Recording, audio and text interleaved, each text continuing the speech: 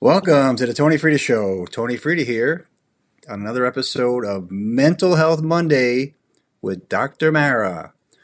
Hi, Dr. Mara. Hello, Anthony Frida. You can call me Tony. Hi, Tony. Today, we're going to be having a lively discussion about, you ever hear this guy, Dr. Fauci? We're not going to focus on that guy. He's just a fall guy, I think, for the whole COVID debacle. He was following orders from people much higher up the food chain than him. They just picked him because he's a narcissist and he, I think, is a sociopath. But He's a little more than those, but yes. yeah, he was a perfect guy for the job. When you study political ponerology, which is the study of how evil takes over society and how psychologically disordered people come to run it, you're going to come across people like Fauci, and he fits the profile for the perfect foil to be one of these operators of this system, a tyrannical system which preys upon human frailty and human weakness, and fear is one of their greatest weapons. The great Carl Jung wrote a book we're going to talk a little bit about called The Undiscovered Self. There he is, the man.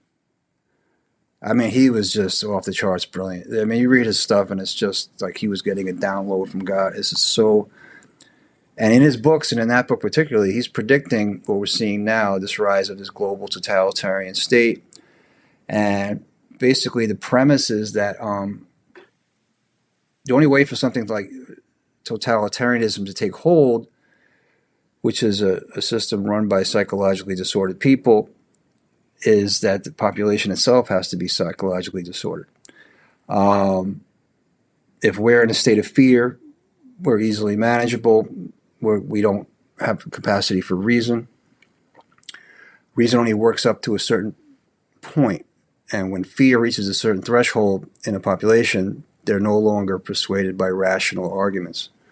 So that's when these guys can come in and take over. Like during COVID, they made us all terrified, and we were just like putty in their hands. The other lesson he talks about in the book is that dangerous people appear to be normal. So Fauci presents himself as this sort of avuncular grandfather figure, harmless little elf man. A sheep in wolf's clothing. Sheep in wolf's clothing. Turns out he's a mass murdering psychopath. And some of us saw it early on, and we took a lot of heat because a wolf in sheep's clothing. Oh, you got it backwards. Yeah, he's a wolf in sheep's clothing. So, Oops. But this guy just crawled under my skin from day one. I was asked to do, in the height of the COVID hysteria, this company got all these artists to do their hagiographic portrait of Dr. Fauci. It was supposed to be like a celebration. They put up billboards all over the country with this artwork, and it was like Fauci is an angel, and he's Superman, and he's like all these wonderful things. And I was less flattering to old Fauci. As much as he loves flattery, as we found out in his diary, this guy was like basically just, totally getting off on orgiastic, like, celebration of self-love, and the way people were kissing his ass is just disgusting. And you can see the compilations of it. It's just like over the top. Then in New York, we had Mario Cuomo, and these people called themselves the Cuomo sexuals. They fell in love with him because people were looking for a daddy figure. He's your daddy now. He's going to take care of you. He's going to keep you from the evil virus and save your life. And even a grandfatherly figure is Fauci, right? He's a grandfather. Like Cuomo was the father or the lover. These archetypes that people latched onto. But the other lesson Jung talks about for society to be primed for totalitarianism to take over is when people lose God, right? Deepak Chopra called it, when you reject God or walk away from God, you leave a God-shaped hole, because we still have that basic human need to want to be attached or believe or belong to something higher than ourselves. It's an instinct that Carl Jung it's an instinct actually that he talks about, and it's connected to love. Yes. And So where love love and stops, religion. well, he says where love Love and stops, power begins, and then violence and tyranny follow. But tyranny can't grow in a healthy society that has a grounding in this hierarchical structure where they understand themselves and they understand their connection to the divine. Tyranny cannot grow in that environment, and that's why he says the only defense we have against this tyrannical takeover is to for our individual selves to be organized. If our individual self is disordered, then the entire society can be managed by people who are disordered, and a meritocracy becomes a pathocracy run by people with pathologies. So that's the basic gist of what he talks about. And then you have people that are adapted conformers. Some people are just true believers. They bought the whole COVID thing. Other people just went along with it because they didn't want to lose their job. They were more practical. But what happens is it doesn't really matter in the end because the whole society gets taken over by this system that is run by what he calls schizoid tyrants. And the schizoid tyrants need these spellbinders. So he's kind of like more of a spellbinder, Fauci. He was there to sell it to us and tell us all these things that we know now from his diary that he didn't believe any of it. He says the vaccine is useless. At the same time, in private, he's saying it's useless in emails. Same time, he's mandating it to everyone. He also came up with this obscenely absurd idea that this is an epidemic of the unvaccinated. That was his brilliant inversion of reality. So that obviously, I mean, if you're vaccinated, you think you're protected. Like, how is an unvaccinated person hurting you? So it's this inversion which is the inversion principle or the law of reversal, where you inverse the truth. It's a satanic principle. Yeah, they kept confusing the truth about that in the beginning. Well, that's also very much so. Yeah, confusion therapy is a big part of it too, because when you're confused and you're fearful, and they keep changing the rules and changing the guideposts, you latch on to the first thing they say that's cogent. So they confuse the hell out of you, and then when they say, "Oh, the answer is the vaccine," then you say, "Oh yeah, okay, good. I understand the vaccine. I better do that." Mm-hmm, the answer is 6 feet. Stay 6 feet apart. Or put a mask on. Or, don't go to your parents' funeral. Don't go to Thanksgiving. Like all these absurd things they said, were people latched onto because they were practical solutions to prevent them from death. From fear. Yeah, from fear and anxiety. So I just want to play a quick musical interlude, very quick.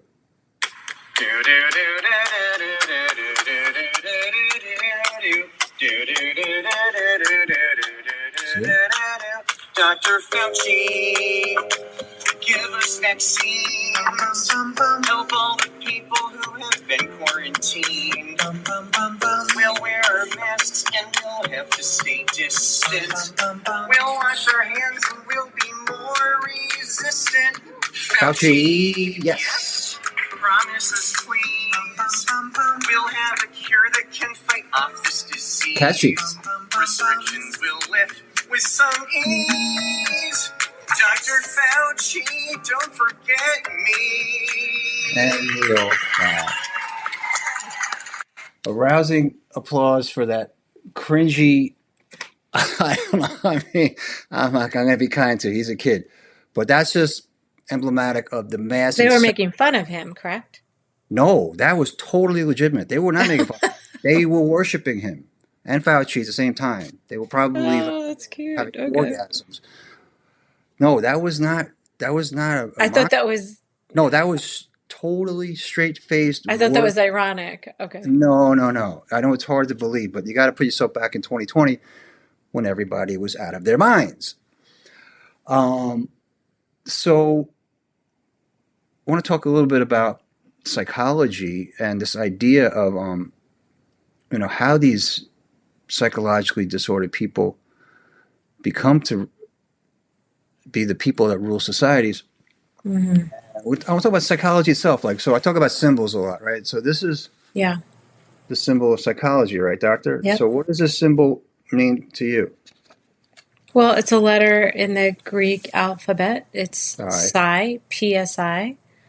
And I found it interesting. I was just reading about that there's some people say that symbol is also the symbol of Poseidon, the trident, which was his I guess his what would you call it? Like his power, his weapon of Yeah, it's a power. weapon. Yeah. His trident was the way he would make the ocean shake and quake and cause disruption and upset In fact, when he he did would it in get the Odyssey. angry, right? He He was a did that in god the that would get Odyssey. angry. Yeah, when Yes. he was displeased with people, he would make the ocean. Odysseus and other people he would, yeah. Yeah, he would make the ocean go into turmoil to Yeah. punish them. And then this idea that it's a trident is also interesting because Jung described consciousness as like water as a symbol for consciousness. Well, right. So the whole idea is that there's the surface of the water, right? Which can be wavy or choppy or smooth and flat.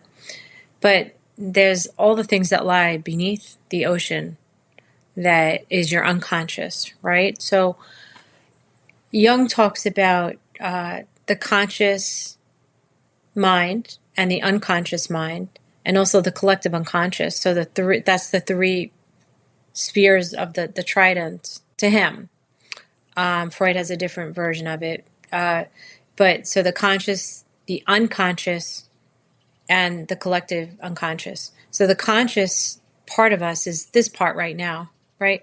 The way we want to present ourselves on the screen on this podcast, that, my role and your role, you're an artist, I'm a psychologist, and, I'm a female, you're a male. Like all the different pieces of us that come out in our conscious now, we're, responsible drivers, et cetera, right?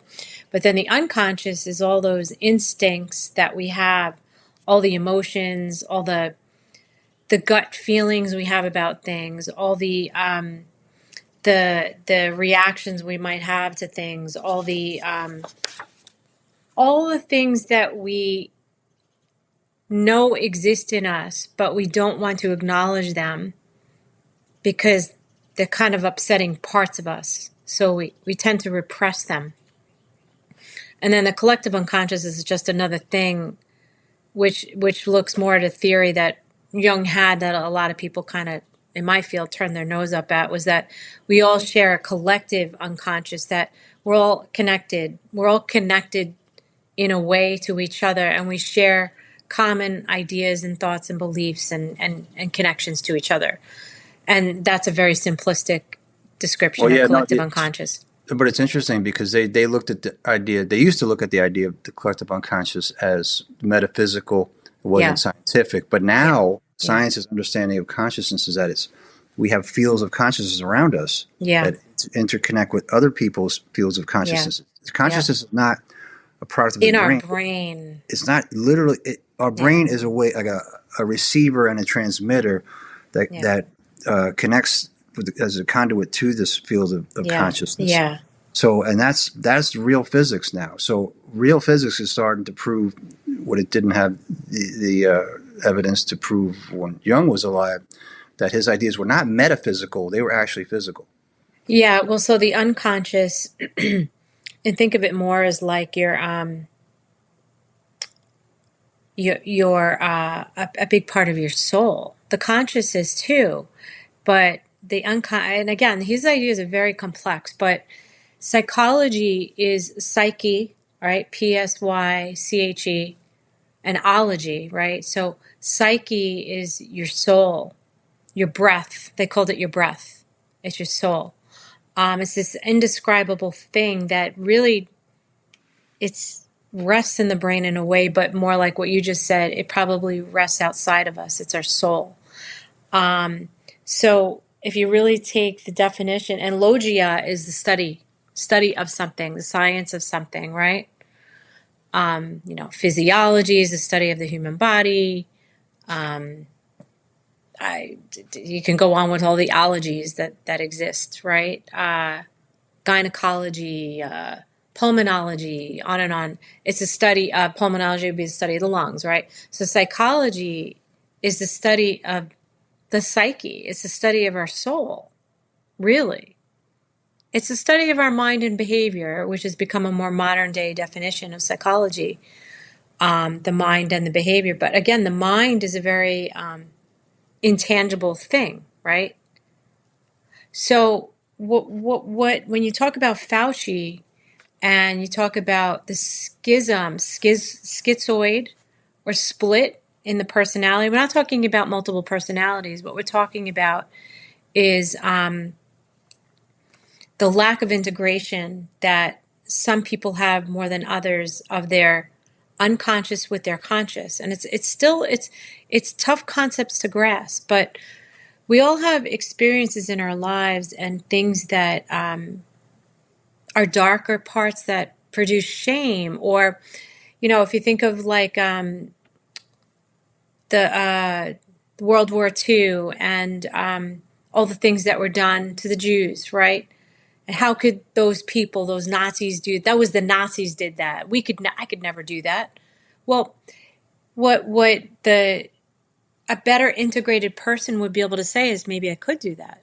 Yeah. Maybe I could become like that, because we all have dark parts to our souls and light parts, Yeah, he called it the shadow, right? The shadow. He called it the shadow. But the shadow, the unconscious isn't just dark, it's light too. But if we suppress it and repress it, the parts of us that aren't very flattering to us, if we don't understand them, if we don't try to understand them and analyze them and figure out why those things exist in us, and they're going to be different for each person. They're not always going to be the same thing. But if we don't try to bring them to consciousness, right, into the forefront of our thinking and learning about ourselves, the learning of ourselves, right? That's in a way what psychology really is. It's the learning of ourselves. If we don't bring it to the forefront and it stays separated, split, schism, a schizoid, split, then you get people that tend to unleash a lot of cruelty onto the world because they haven't learned how to merge those two pieces of their identities together. And then you get, without doing armchair psychology on Dr. Fauci, he has a lot of features that would be in a diagnostic manual, the DSM, or what we call like the dark tetrad. It's personality, scientifically studied and evidence-based research on different personality disorders. But the dark tetrad is 4 things. It's somebody who is sadistic, somebody who is narcissistic, somebody who is Machiavellian, and somebody who is, I'm losing track of, psychopathic. So I always want to think of psychopathic as a dark tetrad itself, but psychopathy is part of the dark tetrad. So sadism is a new addition. It used to be the dark triad, but they added sadism. So what is sadism? Sadism is when we get joy from seeing other people suffer or have pain or struggle. All right? Yeah. Narcissism is this like undying belief in yourself that you are so extra special and you're obsessed with yourself and you think you're superior to other people. Yeah.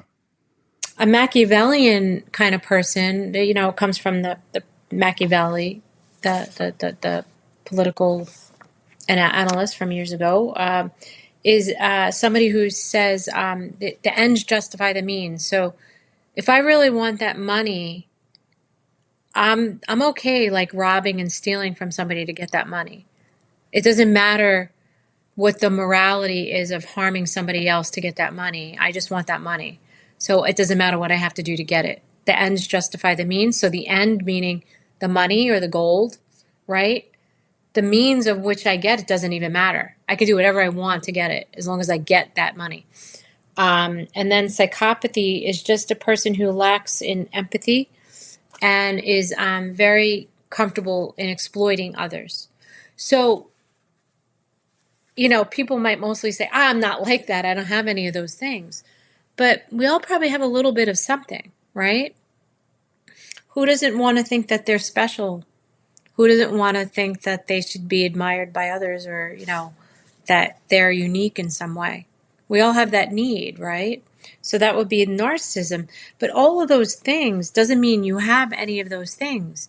It just means we have to be honest with ourselves that some people might get joy at seeing somebody struggle, as Well, like that's a vengeful kind of thing. So when you get back up here and we look at Dr. Fauci, I can't diagnose him. It's a rule in psychiatry and psychology that was the established Goldwater in the 70s. The Goldwater Goldwater rule of 1973, because in the 60s, Barry Goldwater was running for president, and I think it was a psychiatric journal, a magazine, put out a survey to all psychiatrists to give an analysis of Barry Goldwater, his personality. And that might be in part why he lost the election, who knows? But he sued them for that. And since then, we're discouraged from giving diagnosis to people that we don't treat personally, somebody that we don't see in our office, and we don't have a relationship with, a therapeutic relationship, we're not supposed to diagnose. So I can really just give some interpretations of Fauci with your help, Anthony, because I know you've been following the hearings of Fauci that have been going on in the news lately. But just the gist of what I can truly just say off the top of my head is that he's clearly extremely narcissistic. He wants to be admired and beloved by people that he believes to be at his equal. For instance, Brad Pitt, because Brad Pitt played him on Saturday Night Live or something. Yeah, he wrote in his diary. Brad Pitt played me on. He probably imagines, he looks like Brad Right. Pitt. So Brad Pitt, This guy you think is of Brad such Pitt, right, as one of the narcissist, most famous actors.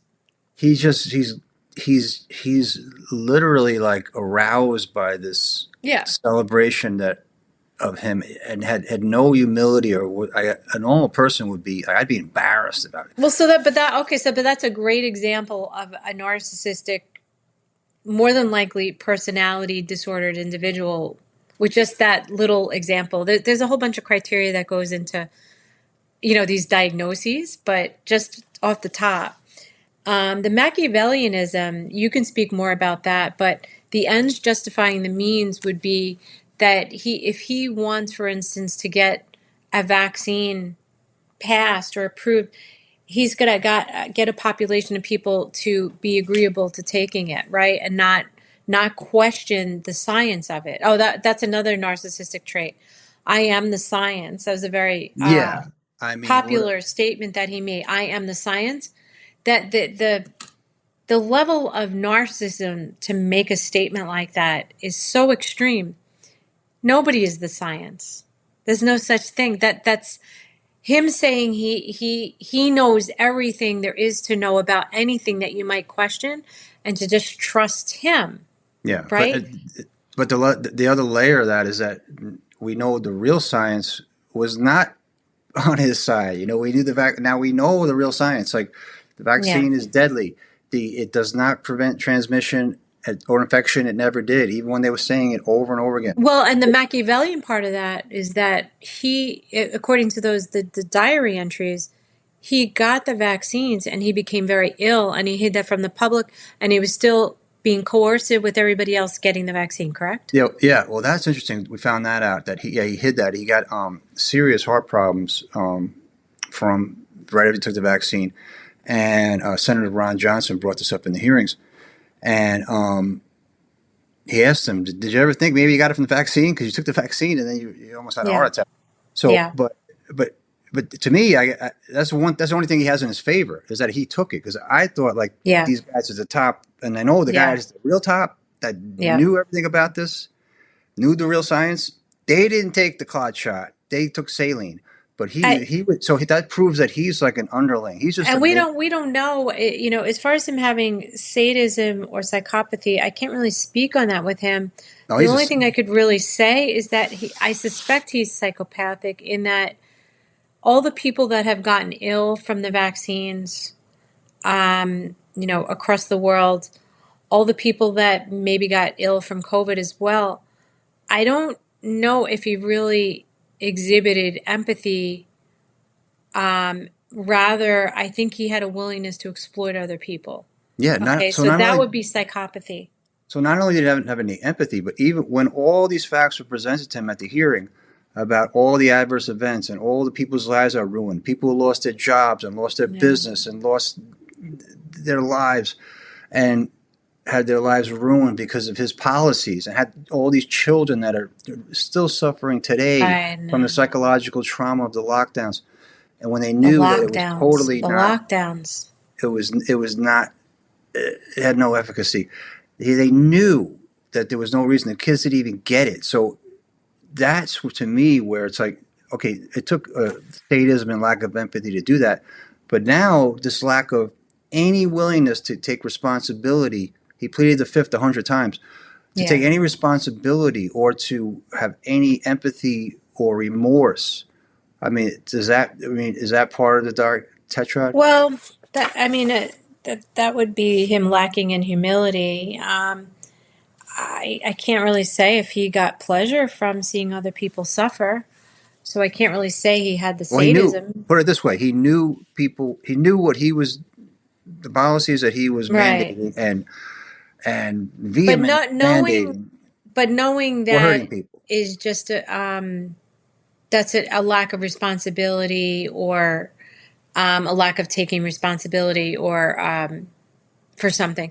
That doesn't mean he deliberately got joy from other people's pain. So I can't say if he meets the dark tetrad. Again, he's not. If he was in my office, I could probably ask him a little more. Yeah. Well, But listen. I mean, to me, he if clearly you, has most of the traits yeah, of somebody with the if dark you're tetrad. if you're a good person and you're doing something that you know or you find out that it's hurting people, you have a moral responsibility. It's incumbent upon Especially you as as a a decent doctor, human right? being Well, to tell people. He but didn't you tell also people. take an oath, right, as a doctor? Hippocratic oath, yeah. So do no harm, right? And he Yeah. knew he was doing harm because he wrote it privately. His private dialogue was the exact opposite of what his public I statements think were. his ego is the dangerous part of him. The Well, that's most why, yeah. That's dangerous why he and was motivating chosen. part of everything he's done in his life, it appears to be. And, so, we can't analyze him, but, I'm going to venture to say that somewhere back in his childhood,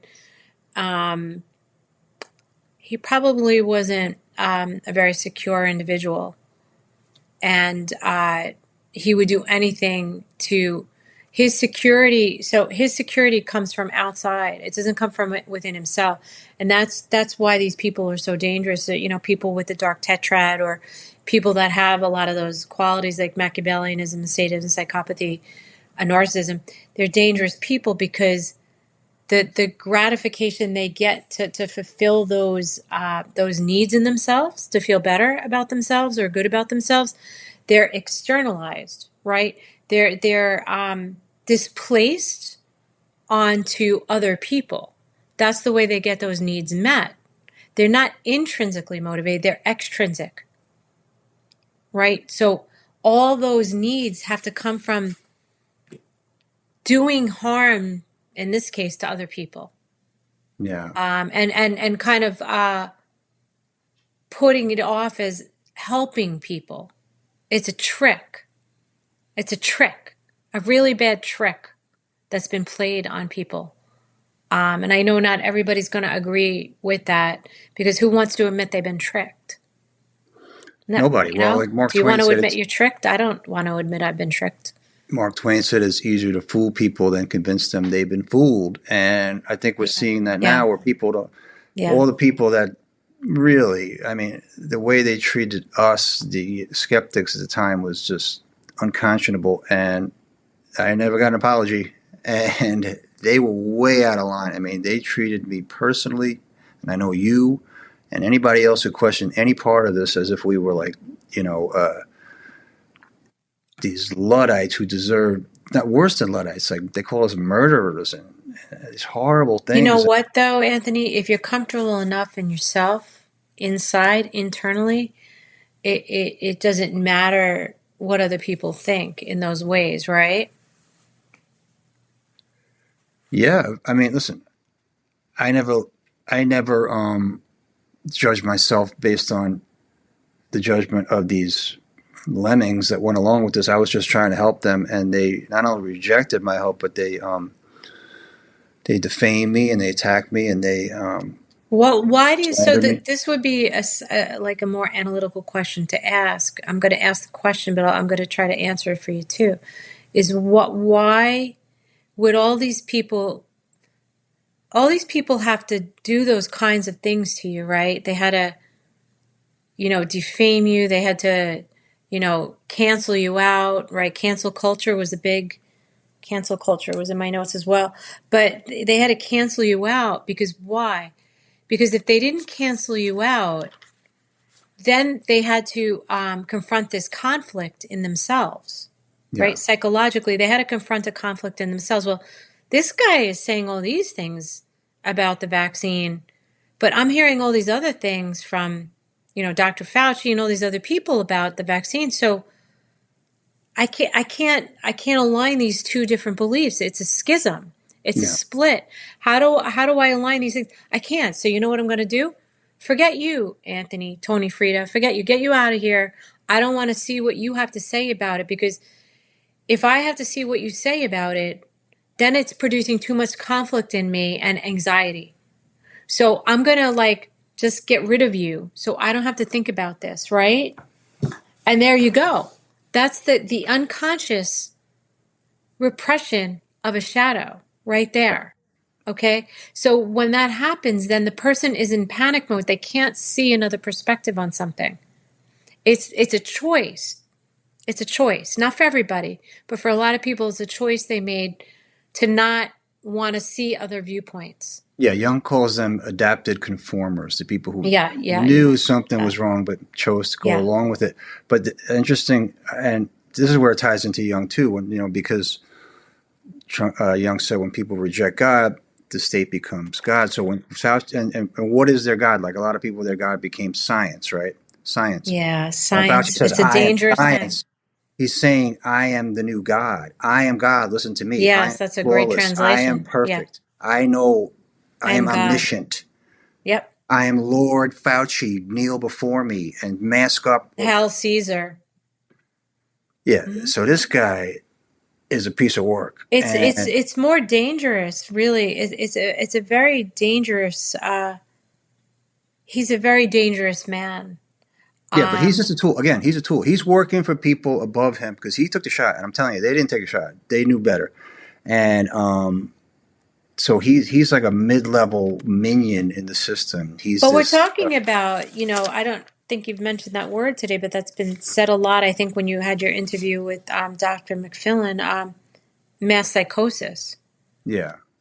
right? So when it's so interesting because in order for tyranny to take hold, the population has to be psychologically disordered and disconnected from God, not understand themselves. Disconnected from themselves, yeah. Yeah, and not understand the power of their individual soul. So that's when the tyrant can come in, because you have no self-love, you have no love of God, you have no understanding of yourself. So that gap between your understanding of yourself and the tyrant is understanding you better than you understand yourself. Yeah. They come in and they exploit that gap, and because they understand human psychology, they study us like we're a parallel species, and they don't really see themselves as one of us. They see themselves as above us. That's why at the heart of this whole, we want to get to the real root of what the whole point of the pandemic and the clot shot was. It's a depopulation agenda. And people give me, some resistance when I say that, but I just want to go off on a little tangent here. I could see yourself.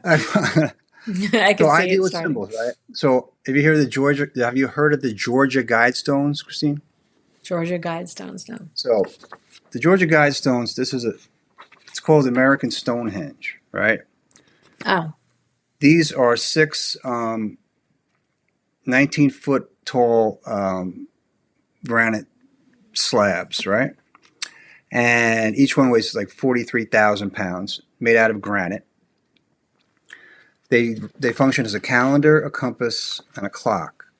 And they were built in 1980 by a mysterious man who called himself Robert Christian, but we're pretty sure that wasn't his real name.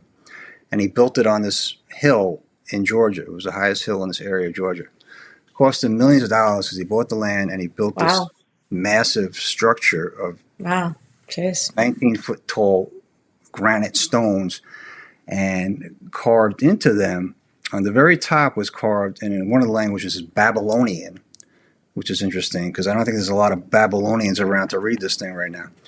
But but we know the legends of Babylon, and at the very top it says, "Let these guidestones be guidestones to a new age of reason." And there's the 10 Commandments put on these. So these are also function as like Wow. a new 10 Commandments, because there's literally 10 Commandments. And the number one, the first commandment. Oh, they're different than the 10 Commandments we know of? Oh, yes, these are very different. Oh.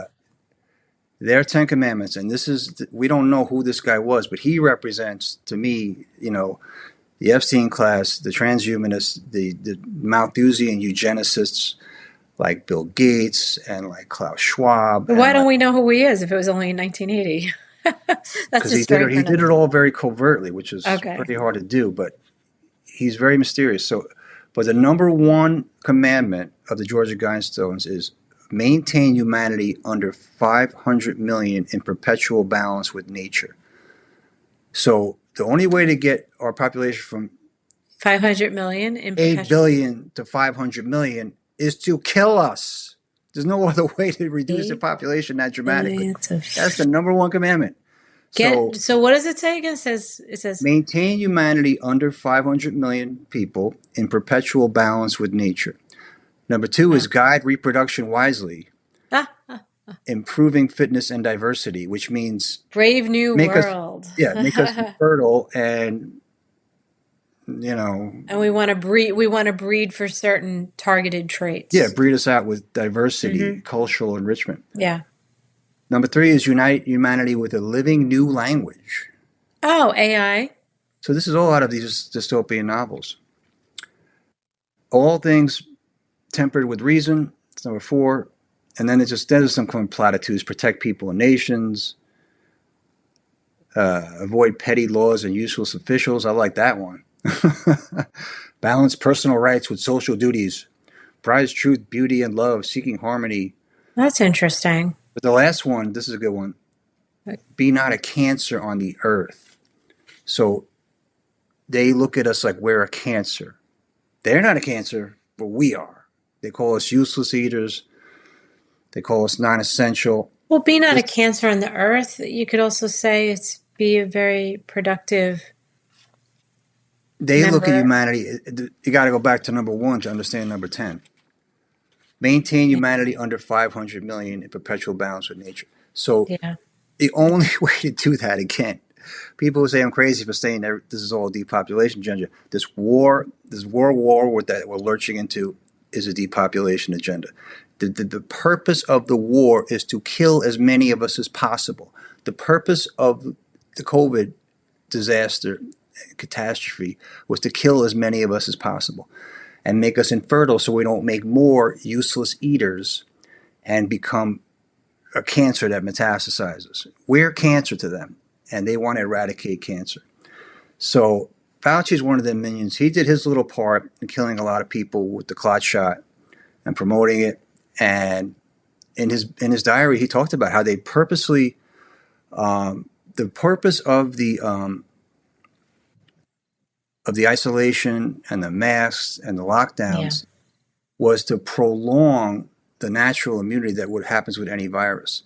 So they prolonged it long enough, so the only solution could be the vaccine. But the psychological piece to that also is to devolve our sense of community and connection, Yeah. and make us connect more to who? The government, the state, not Science. our family, right? We can't see our families Yeah, the during the state lockdowns. becomes You can't go to church. You can't God. go to a playground. You can't You walk in can't. nature. Yeah, you could go to Walmart, but you can't go to church. You can go to So, Walmart, Target, or a liquor store. yeah, they care so much about health that the liquor stores they stayed open. Boy, you better get drunk because you're gonna need it, and because they care about our health, Christine. So they had to But all keep the the liquor little store. guys got shut down. All the little businesses got shut down, and It was them flexing their muscles, saying telling you who really kids ruled. couldn't go to school, and they didn't learn how to be social. Yeah, They already struggling with social skills already that was because of the another salvo. computer age, the technology age, and now with that they even lost more. I mean, That was it's a that was snowball effect. that's where the sadism comes in because I saw these kids suffer. They were Yeah, suffering tremendously. I knew a 10-year-old girl wanted to kill herself yeah. because of There's a sadistic quality to it that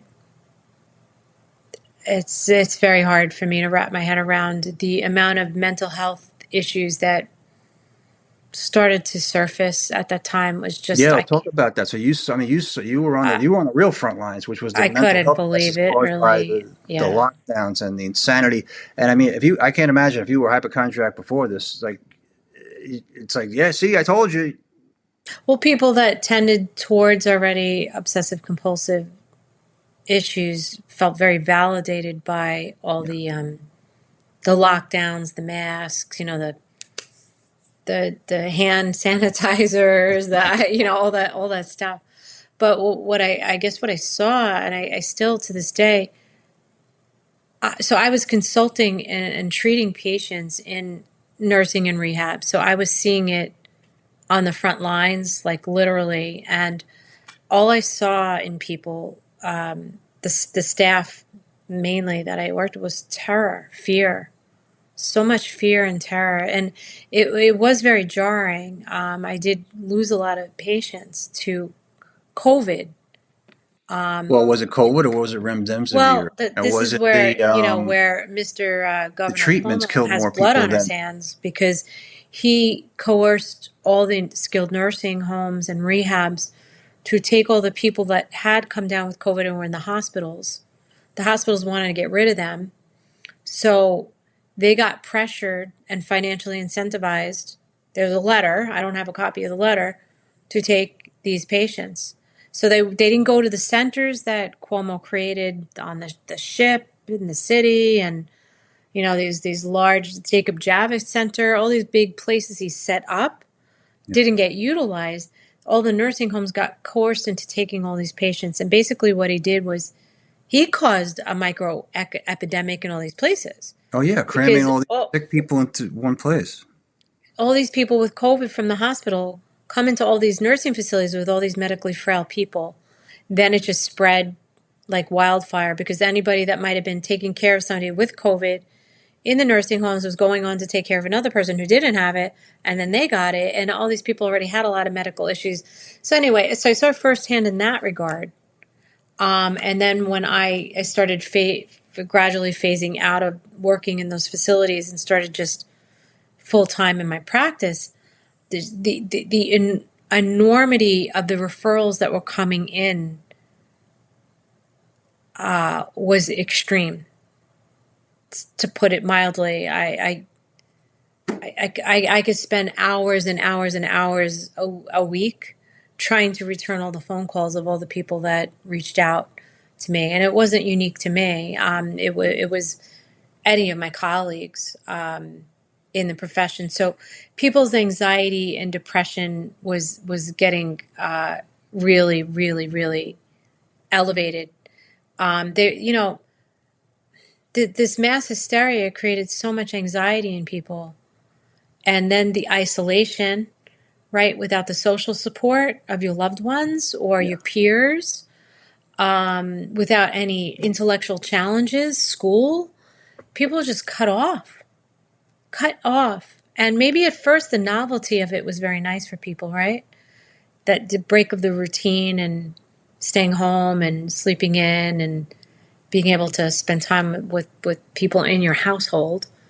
But then beyond that, it just became so isolative and damaging to people. I can't even, it's upsetting to me. It brings tears to my eyes to even talk about the damage I saw to everybody. Yeah. That's where the cruelty and that's where the sadism comes in. They knew what they were doing. It was fear-based mind control to break us down to a place where we're so fearful that reason doesn't work on us anymore. And they did a great job. And it's just, the whole thing is so tragic. And I just want people to be aware of what happened. It's one reason we're talking about what happened 6 years ago, because it's a mental manipulation of a mass. They're going to do it again because it worked so well. The only way it doesn't work is if we're aware of it and we talk about it and we hold them accountable. So I love that they were grilling Fauci, but at least because that gave an opportunity for people like Senator Ron Johnson to talk and to explain the true science. And the only other way it doesn't happen again, and this is what Carl Jung talks about in this book, is for us to become more connected to ourselves and our own spirituality, call it whatever you want, and who we are. And the more we know thyself, the more likely those things can't happen again. But when we expect Fauci, the leaders of the country, to be the things we rely on, we're not self-reliant anymore. And in a way, it feels like a relief to have them tell us what to do. Yeah. But once you give away your autonomy, you give away your power, you give away yourself, and then you get caught up in this mass mind control, mass psychosis, which is just absolutely tragic. I saw so many professional people that I know, that I went to, doctors, fall into this loop. And I don't feel judgmental of them. I feel more, for me, I feel surprised. Well, it's the power of fear. And it's like Jung says, when you're not properly ordered, then disordered people can come in and take over. And that's what they did. And I just love his quote, where love stops, power begins. So love yourself, love God, and try to know yourself and integrate your shadows so these demons don't have power over us, because they take advantage of the fact that we don't know ourselves, we don't know God, and they know themselves. So look at this other part. They damn sure know themselves. That doesn't mean they've integrated their shadow, their more unconscious parts with their conscious part, but they know damn well what they want. We're not exactly built in a way like some of these people are. No, thank God. Thank God we're not Fauci. Thank you, Dr. Mara, for your time and expertise. And just be aware, people. Just get to know yourself, get to know God, and listen to your better angels. God bless.